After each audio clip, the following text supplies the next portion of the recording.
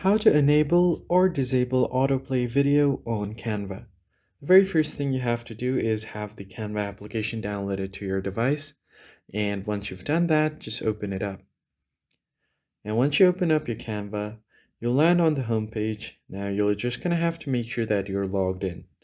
Then you'll find the menu icon at the top left corner. From here, you'll have a pop-up menu.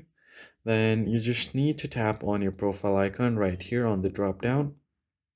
And from here, you can directly head over to the settings menu. Tap on it.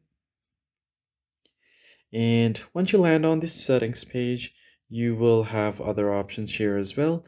Now you can tap on the top left corner again. And then you are going to have to find the accessibility settings. From here, scroll down and you'll find the autoplay video option.